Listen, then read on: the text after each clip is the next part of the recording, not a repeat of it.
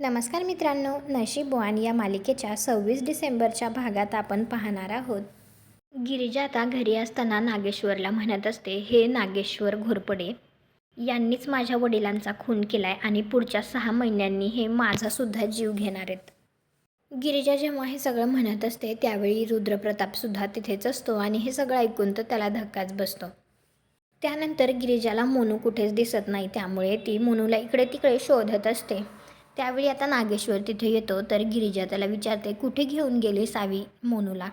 तर आता नागेश्वर तिला म्हणतो, लई डेंजर ठिकाणी घेऊन गेली आहे.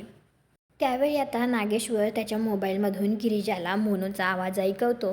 त्यामध्ये मोनूचा आवाज खूप घाबरलेला येत असतो आणि तो म्हणत असतो, तायडे मला वाचव.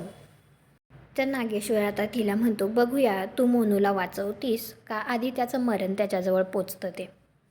तर लगेच आता गिरिजा धावत पळत मोनू ज्या ठिकाणी आहे त्या ठिकाणी येते आणि ती पाहते तर मोनूला खरंच खूप त्रास होत असतो. तो पाण्यामध्ये पडलेला असतो आणि तो मोठमोठ्याने ओरडत असतो, तायडे मला वाचव, तायडे मला वाचव.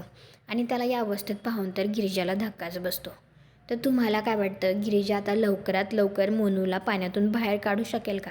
कॉमेंट करून नक्की सांगा. व्हिडिओला लाईक करा, आपल्या मराठी मालिका चॅनलला सबस्क्राईब करा. भेटू पुढील भागात.